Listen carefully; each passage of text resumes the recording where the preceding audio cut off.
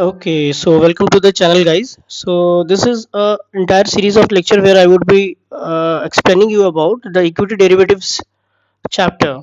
Equity derivatives वाला book मैं previous video you had already learned about the National Institute of Securities Market, where it is located, its importance, and various programs and certification courses which are run by them. So in this video we are going to start with the first chapter. Okay, so this book you can get from the NISM website. Okay, National Institute of Securities Market. So in the first chapter we will learn about the basics of derivatives. Okay, this chapter is called basics of derivatives. यहाँ पे हम लोग क्या क्या सीखेंगे? We'll learn about the basics of derivatives obviously, and derivative market history and evolution, Indian derivative market, market participants, types of derivative market, significance of derivatives, various risks faced by the participants in derivatives. Okay, these are the things which we are going to learn in this chapter. So let us start with the chapter and see. मैं college professor की तरह या lecturer की तरह मैं जाने वाला नहीं हूँ कि बताया समझ में आया तो ठीक है, नहीं तो निकल गया. I would be reading the entire PDF and try to explain you so that you can have a better grasp of the literature what is given. ठीक है. So if you are preparing for the exam, it helps you, or if you are a trader who wants to build his or her fundamentals, तो ये आपको बहुत काम आने वाले हैं. Okay, so the first chapter में the learning objectives have been mentioned that after studying this chapter you should know about, you will be able to learn about meaning of the derivatives. मतलब क्या होता है derivatives का. Okay, and the type of derivative products. कितने तरह के derivative products होते हैं, सुनते हो ना, ऑप्शंस, फ्यूचर्स, तो क्या होते हैं उसको हम लोग जानेंगे. History of the derivative market, कैसे आया है वो, है ना. Significance of the derivative market. Okay, risk involve और the risk in the derivatives trading. तो ये सब चीजें you would be able to explain. Okay,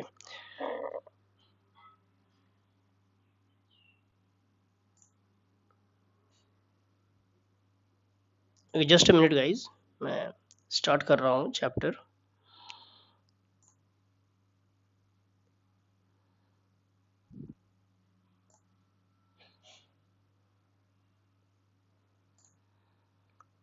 So first of all, the basics of derivative market. A derivative is a contract or a product whose value is derived from the value from some other assets known as underlying. कुछ और assets होते हैं, उसकी value पे इसकी value derive होती है.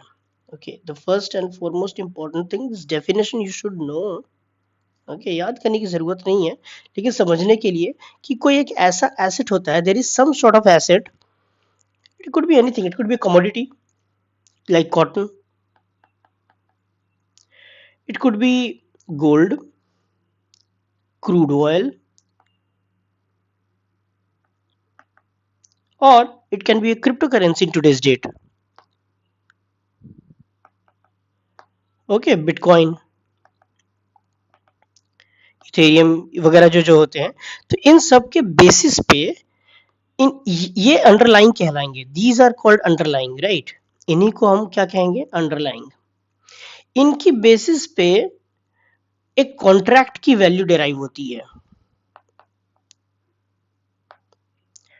Which is called derivative product. ठीक है, तो इन्हीं के बेसिस पे इनकी वैल्यू डेराइव होती है. Okay, so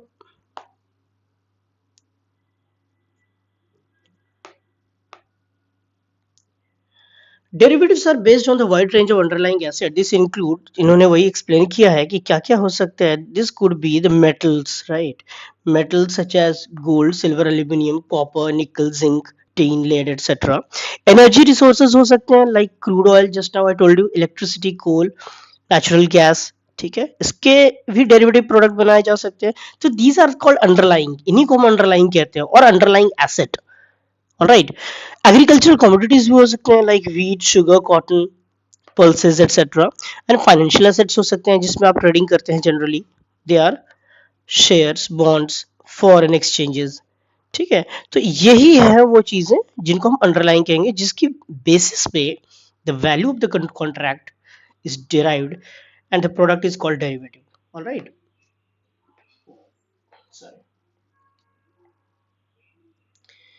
okay, derivative markets का हिस्ट्री एंड एवोल्यूशन थोड़ा हम लोग जानने की कोशिश करते हैं। देखो भाई, ऐसा है कि बहुत ज़्यादा इसमें सारा लाइन बाय लाइन रीड करने की ज़रूरत नहीं है, कुछ एक दो चीज़ें हाईलाइट कर देता हूँ मैं, so that you can have a better grasp and understanding. The history of the derivative market may be mapped to several centuries. कई दशक पहले आप इसको ट्रेस कर सकते हैं, तब से डेरिवेटिव मार्केट चला आया है। कितना सेंचुरीज पहले से देखते हैं। Some of the specific milestone in evolution of the derivative market world wide are given below. 12th century की बात है, सबसे पहले यूरोपियन ट्रेड फेयर लगते थे। ठीक है, 12वीं सेंचुरी में, मतलब कि 1100 से जो साल शुरू होते हैं वो 12th सेंचुरी हो गया। ओके, यूरोपियन ट्रेड फेयर होते थे। Sellers signed contract promising the future delivery of the item they sold. European trade fair में ऐसा होता था ना कि सेलर्स होते थे, देखिए वो एक समुंदर से दूसरे समुंदर तक सेल करके दूर दूर तक जा रहे हैं, from one continent to another continent. Okay, through sea. तो वो चाहते हैं ना कि उनका प्रोडक्ट जो है एक प्रॉमिस तरीके से सेल हो जाए, तो उसके लिए पहले से ही कॉन्ट्रैक्ट कर लेते हैं। देख भाई, मेरे पास इतना टन ऑफ कोई प्रोडक्ट है, 1000 टन्स प्रोडक्ट है जो मैं शिप के थ्रू ला रहा हूँ। बोल तू खरीदेगा क्या इस डेट में, फ्यूचर में, है ना, बाद में लाइक 30 डेज लगेंगे पहुंचने में तुम्हारे कॉन्टिनेंट में, मैं इंडिया से यूरोप की ओर जा रहा हूँ, तो खरीदेगा क्या? कंफर्म अगर हो गया तो ऐसे कॉन्ट्रैक्ट को पहली बार यूरोपियन ट्रेड फेयर में 12th सेंचुरी में ही शुरू हुई। In 13th century what happened, there were many examples of the contract entered into by English Cistercian monasteries who frequently bought their wool. Yes, wool के लिए, ऊन के लिए up to 20 years in advance, मैंने ऊन जो प्रोड्यूस करते थे कि 20 साल पहले ही वो कॉन्ट्रैक्ट करके रख ले कि मेरा, मैं अगर प्रोड्यूस करता हूँ तो सेल तो हो जाए। तो ये 13th सेंचुरी में आप देखते हैं। फिर वही आप इसमें हम 1634 एंड 1637 में टुलिप मैनिया इन हॉलैंड, उसकी स्टोरी आप जान सकते हैं, कोई खास इंपॉर्टेंट नहीं है। यहाँ पे आते हैं 1848 में क्या होता है। Chicago board of trade, Chicago is in United States. Chicago Board of Trade facilitated the trading of forward contracts on various commodities. पहली बार ऐसा होता है, शिकागो बोर्ड ऑफ ट्रेड ने फैसिलिटेट किया कि अलग अलग कमोडिटी पे ट्रेडिंग होगी। इन 1865 the Chicago board of trade CBOT, जो भी आपने पढ़ा है, went a step further and listed the first exchange traded derivative contract in US. These contracts were called future contracts. देखिए, फ्यूचर कॉन्ट्रैक्ट्स का जेनेसिस कैसे होता है, इसका बर्थ कैसे होता है, ये हम जान पा रहे हैं यहाँ पे। So we are able to know from here that in 1865 exchange traded future आ गया। एक्सचेंज ट्रेडेड का मतलब क्या होता है कि somebody से अ पर्सन ए, इसने पर्सन बी के साथ कुछ फ्यूचर कॉन्ट्रैक्ट ऑलरेडी कर रखा था। ठीक है, इस कॉन्ट्रैक्ट में लिखा है कि person B would buy so and so tons of particular commodity say cotton, वो खरीद लेगा सो एंड सो डेट पे। ठीक है, इन दोनों में कॉन्ट्रैक्ट हो चुका है, अब क्लियर है। अब क्या होता है कि ए थर्ड पार्टी कम्स, अब इसको मजा नहीं आता, ये सोचता है कि मैं यार इस पे क्यों इतना दिन तक वेट करूं, जब ये प्रोड्यूस करके देगा तब मैं इसको पैसे दूंगा। एक काम करता हूं, मैं ये जो कॉन्ट्रैक्ट है किसी और को सेल कर देता हूं। ऐसा पॉसिबल हो सकता है? क्यों नहीं हो सकता? ठीक है, ये सी को वो सेल कर देता है। इसने मान लीजिए वो डील करी थी एक्स रुपीस पे या एक्स डॉलर पे, ये कुछ अमाउंट ऑफ प्रॉफिट लेकर के कि एक्स में वाई डॉलर और पे ये सेल कर देता है। सी क्या कर देता है, डी को सेल कर देता है। तो ये जो है contract, this is getting traded. CBOT ने क्या किया, इन चीजों को एक एक्सचेंज बना के एक्सचेंज पे ही ट्रेड करने की फैसिलिटी दे दी। ठीक है, तो that originated in 1865। I think this should be clear. Okay, so in 1919 the Chicago butter and egg board, वहां पे बटर एंड एग का बोर्ड होगा शिकागो में, Chicago butter and egg board, a spin-off of CBOT, was reorganized to allow the futures trading. 1919, you can keep put it in your mind that futures trading started. Okay, in 1972, Chicago Mercantile Exchange introduced International Monetary Market (IIM) was introduced. Okay, which allowed trading in currency futures. So first time currency futures कब start होते हैं, तो ये आप अपने exams के लिए mind में डाल सकते हैं. Okay, in 1973 the Chicago board of options exchange become the first market place for trading listed options. Options जो लिस्टेड है उसकी ट्रेडिंग होना शुरू हो गई. ऑप्शंस आपको पता ही है कि they are the derivative product of shares. Okay, company के सिक्योरिटीज और स्टॉक्स के शेयर्स के डेरिवेटिव प्रोडक्ट ऑप्शंस कहलाते हैं. ठीक है, और आगे देखेंगे हम लोग, घबराने की जरूरत नहीं है.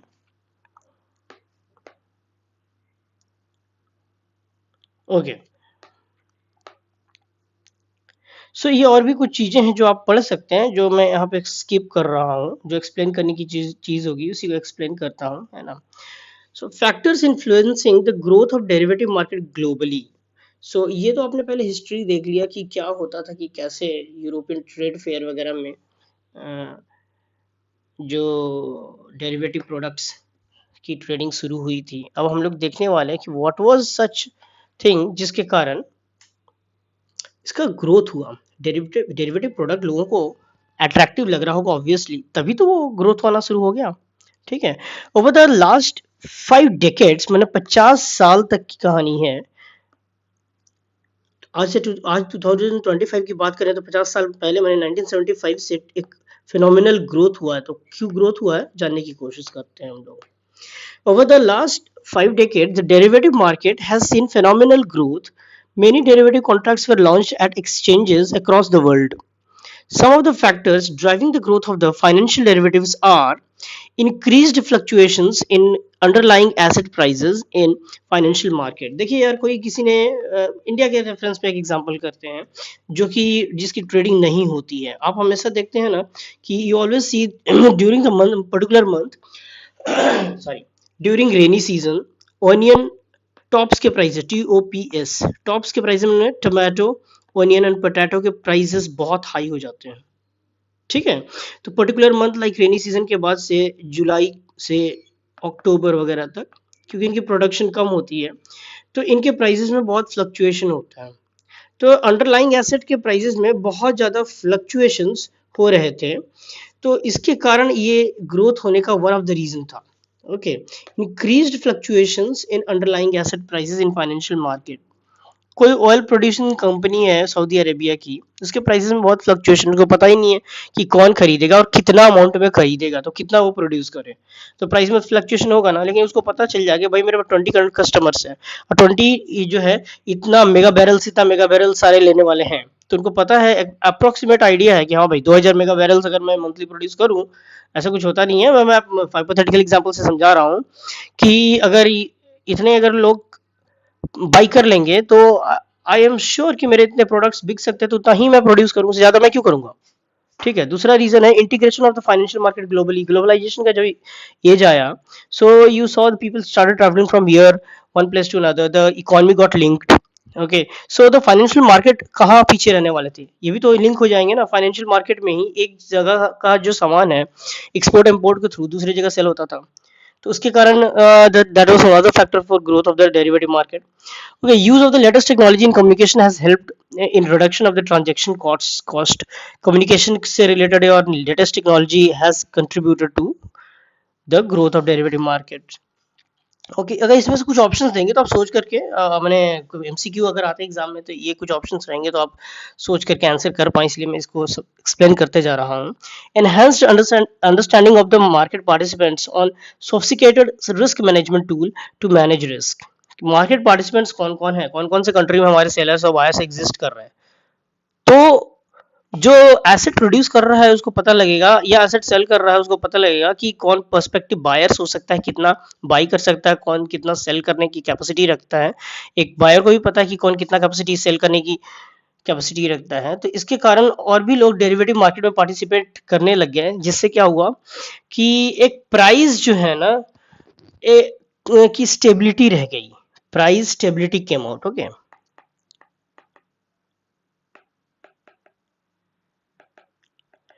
और ये कह सकते हैं आप कि किसी प्रोडक्ट का प्राइस डिस्कवरी हुआ, किसी भी प्रोडक्ट का क्या हुआ, price discovery.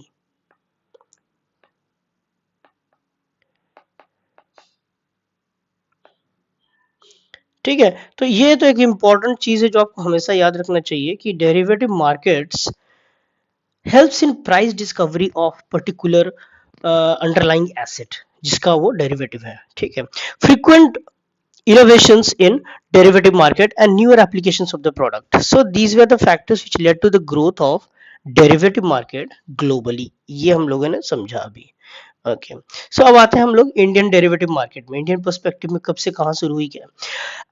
As the initial step towards the introduction of derivative markets in India, SEBI set up 24 member committee under the chairmanship of doctor L C Gupta. ये नाम आपको याद रखना चाहिए क्योंकि सबसे पहला डेरिवेटिव मार्केट को इंट्रोड्यूस करने के लिए एक कमेटी बनाई गई। देखिए हमारे देश में क्या होता है ना, कोई भी चीज नया करने किया जाता है गवर्नमेंट के द्वारा, या फिर कोई problem already that is existing and the government wants to solve that problem, so what they would do is they will form a committee. तो इन्होंने एलसी गुप्ता कमेटी बनाई थी ये डेरिवेटिव मार्केट को इंडिया में इंट्रोड्यूस करने के लिए। Alright, that was formed in 1996। I told you कि ऑलरेडी ये 1975 से पूरे वर्ल्ड में डेरिवेटिव मार्केट गॉट पॉपुलर। तो हमारे इंडिया में कब आया ये, 1996 में आया ये। कब आया, जब chairmanship of doctor L C Gupta के द्वारा एक कमेटी बनाई गई थी, और उन्होंने क्या रिकमेंडेशंस दिए और क्या क्या रिकमेंडेशन गवर्नमेंट के द्वारा इंट्रोड्यूस किए गए, चलिए हम आगे पढ़ते हैं। सो as the initial step towards the introduction of the derivative market in India, derivative trading in India, SEBI set up a 24-member committee under the chairmanship of Dr. L.C. Gupta on November 18, 1996 to develop appropriate regulatory framework for derivatives trading in India। Okay, so he was tasked with developing the regulatory framework कि किन terms and conditions पे derivatives की trading होगी और derivatives काम करेगा India में। The committee submitted its report इन 1998। 2 साल के बाद, कितनी महान कमेटी थी, इन्होंने 2 साल लग गए रिपोर्ट सबमिट करने में अप्रोक्सीमेटली। 1998 इन्होंने the recommending that derivative should be declared as security। the first important thing is कि इन्होंने बताया कि derivative should be declared as securities. ठीक है, तो the question can be asked which committee recommended derivatives to be declared as security, और is derivative a security। ऐसे true and false में अगर आप सोच सकते हैं तो ऐसा क्वेश्चन आएगा। ठीक है, whenever you are reading some literature or comprehension, try to ask yourself कि क्या यहाँ से क्वेश्चन क्या बन सकता है। ओके, इसलिए मैं बीच बीच में रुक रुक के कुछ क्वेश्चंस भी आपको समझा रहा हूँ। Okay, so they recommended that derivative should be declared as security so that the regulatory framework applicable to trading of the securities could also govern trading of derivatives। So जो नियम उस पे अप्लाई करते थे आप सिक्योरिटीज पे, वो derivatives पे भी अप्लाई हो जाए, इससे ही हुआ। Subsequently, the SEBI set up a group in 1998 under the chairmanship of Professor J.R. Verma to recommend the measures for the risk containment in derivative market in India. Risk कम कैसे किया जाए उसके लिए एक सेपरेट कमेटी बनी, that was J R Verma committee. अगर question देंगे ना तो आपको ये दोनों ऑप्शन जरूर देंगे कि इंडिया में डेरिवेटिव मार्केट का ओरिजिन जो था उसके लिए किस कमेटी को सबसे पहले बनाया गया था। आप इस दोनों में कंफ्यूज करेंगे, प्रोफेसर जे आर वर्मा और डॉक्टर एल सी गुप्ता में। तो आप यहाँ से at the back of your mind you should keep it. Okay, कि which committee was there. Okay, the committee submitted its report in 1998। Which committee? The J.R. Verma committee submitted its report in 1998। It worked out the operational details of margining system methodology। margining system methodology पर इन्होंने work किया और क्या recommendation दिया देखते हैं आगे। Okay, for charging initial margins membership details and net worth criterion, deposits requirements and real time monitoring of the position requirements. Okay, इनका recommendation था कि real time monitoring of position requirements कैसे हो. In 1999 the Securities Contract Regulation Act was amended. Already there was an act which was in place. That act was Securities Contract Regulation Act. उसको amend किया गया to include derivatives within the domain of securities. और किसने recommend किया था कि derivatives को securities की तरह लिया जाए? डॉक्टर एलसी गुप्ता कमिटी ने. Okay okay?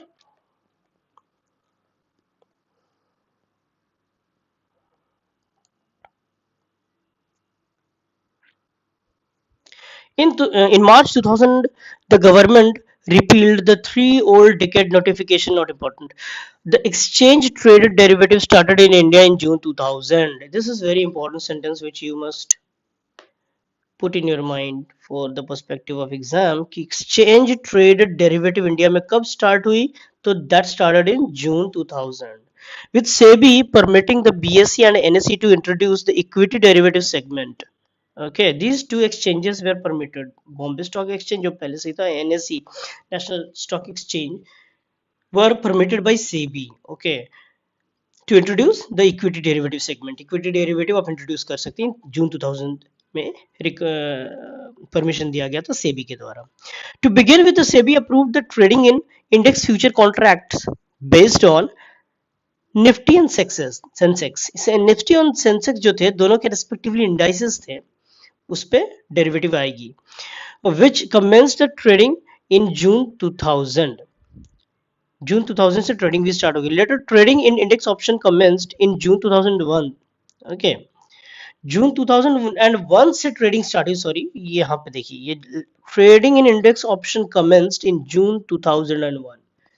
Could be asked in MCQ. And trading in options on individual stocks commenced in July 2001. Futures contract on individual stocks started in 2001. Futures started later, right? That started in November 2001. इस देखिए, इसमें literature ना, इसमें ज़्यादा details हैं जो आपको थोड़ा सा याद रखने वाली चीज़ें, अंडरस्टैंडिंग वाली चीज़ें ज़्यादा पूछते हैं वो लोग. फिर भी ये आपको माइंड में रखना पड़ेगा. Okay, so products in the derivative market. क्या क्या प्रोडक्ट्स हैं डेरिवेटिव मार्केट में, ये जरा हम लोग देखते हैं. ठीक है, एक तो होता है फॉरवर्ड. फॉरवर्ड्स क्या होता है? दूसरा होता है फ्यूचर्स, फिर होता है ऑप्शन और होते हैं स्वैप्स. तो ये क्या है? 4 तरह के derivatives. Let us try to learn. It is a contractual agreement between the two parties to buy or sell an underlying asset at certain future date for a particular price that is pre-decided on the date of contract. So a price is pre-decided. First of all, also date has been decided कि भाई इतना KG सामान मेरे पास है, तुम इस date पे, मान लो 1 जनवरी को मैंने एक कॉन्ट्रैक्ट कर लिया कि तुम 30 जनवरी को खरीद लो. तो वो हम और कितने में खरीदोगे? 30 रुपए पर केजी खरीदो. कोई भी प्रोडक्ट है, आलू प्याज टमाटर वगैरह, तो खरीद लोगे. Let me tell you, tops की ट्रेडिंग नहीं होती है इंडिया में. ओके, आलू प्याज टमाटर जो मैं बोल रहा हूँ, एक जस्ट एक हाइपोथेटिकल एग्जांपल है. तो आप मान लो 1 जून को या 1 जनवरी को हमने एक कॉन्ट्रैक्ट कर लिया कि आप 30 जनवरी को ले लोगे. 30 दिन पहले हमने आपसे ये श्योरिटी ले ली. ठीक है, इस कॉन्ट्रैक्ट को हम कहेंगे forward contract. Both the contracting parties are committed and obliged to honor the transaction irrespective of the price and of the underlying asset. 30 तारीख के प्राइस, 30 रुपए केजी के प्राइस पे इसने अग्री तो किया था, लेकिन at the time of delivery अगर तो प्राइस फ्लक्चुएट करता है तो they are obliged to purchase the product, right? For example, मान लीजिए, मैं फिर से समझाने की कोशिश करता हूँ. मान लीजिए ऐसा होता है, ए और बी दो पार्टी हैं. ओके, अगर नहीं समझ में आया आपको तो समझने की कोशिश कीजिए. इन दोनों ने मिलके एक कॉन्ट्रैक्ट डिसाइड किया कि लो भाई, मैं ये कॉन्ट्रैक्ट हो रहा है, मान लो 1 जून को. 1 जून को कॉन्ट्रैक्ट हो रहा है कि मैं 30 तारीख को, 30th of June को 30 kg of particular product 30 rupees के प्राइस पे, ये हाइपोथेटिकल एग्जांपल है ऑफ कोर्स, 30 kg के प्राइस पे लूंगा. लेकिन एक्चुअली में जब 30 जून आया तो उसका प्राइस गिर गया। 30th जून को प्राइस फॉल होके मान लो 25 रुपीज चला गया। एक ने प्रॉमिस किया था कि मैं आपसे बाई कर लूंगा, कितने प्राइस पे? 30 के प्राइस पे, लेकिन प्राइस क्या मिल रहा है? 25। तो ये तो प्रॉफिट में रहेगा बंदा, लॉस में भी चला जाएगा क्योंकि उसको 5 रुपए पर केजी लॉस होगा। तो 30 केजी के लिए 5 इंटू 30, 150 रुपए का नुकसान हो गया। फिर भी ये फॉरवर्ड कॉन्ट्रैक्ट में यही है कि आपको कॉन्ट्रैक्ट को ऑनर करेगा, both the parties are committed to honor, they have committed or obliged to honor इस कॉन्ट्रैक्ट को। ऐसे कॉन्ट्रैक्ट को हम क्या कहते हैं? फॉरवर्ड्स कहते हैं। ठीक है, अब फ्यूचर्स के बारे में जानते हैं हम। अब future contract is similar to forward except that the deal is made through an organized and regulated exchange rather than being negotiated directly between the two parties. Futures are also standardized contract in terms of lot size, maturity date, etc., so that they can be traded on exchange. Indeed, we may say that futures are exchange traded forward contracts. देखिए last line जो है ना, forward और future के difference को very easily clarify कर देती है कि दोनों में क्या डिफरेंस है। ठीक है, क्या है कि ये कोई दो पार्टी आए ए और बी, और अपने आप इन लोगों ने एक ऑब्लिगेशन कर लिया, एक कॉन्ट्रैक्ट लिख लिया, और मान लीजिए ए और बी ऑनर करते हैं तो ठीक है, फॉरवर्ड चल रहा है, फॉरवर्ड कॉन्ट्रैक्ट चल रहा है। मान लीजिए बी वहां से मुकर गया, नहीं भाई मैं तुम्हारी बात को नहीं मानता, मेरे को लॉस होता है। तो ऐसा भी हो सकता है मे बी। लेकिन ये एक ऐसा चीज है कि ज्यादा स्टैंडर्डाइज तरीका है, फॉर्मल तरीके से अगर किसी थर्ड पार्टी ए और बी के बीच में मान लीजिए कोई एक्स आए जो गारंटी करवाए कि हम कॉन्ट्रैक्ट को होने ही देंगे, और कुछ और स्टैंडर्डाइज तरीका दे दे कि हाँ 100 केजी का लॉट साइज होगा, इतने प्राइस का होगा, और मैच्योरिटी डेट का होगा, प्राइस नहीं सॉरी, लॉट साइज कितने केजी का होगा, मैच्योरिटी डेट के with respect to these things, उसमें स्टैंडर्डाइज्ड थिंग्स लिखे हुए कॉन्ट्रैक्ट हो तो वो कहलाएगा futures. So future basically nothing but they are exchange traded forward contracts. Okay, so guys video बहुत ज़्यादा लंबा हो जाए, इसलिए मैं ऑप्शंस और स्वैप्स और इसके आगे का चीज़ जो है आपको नेक्स्ट वीडियो में समझाऊंगा। Okay, so that's all for the video for today. Keep watching, in next video will come with the details of this continuation part of this video. Thank you so much for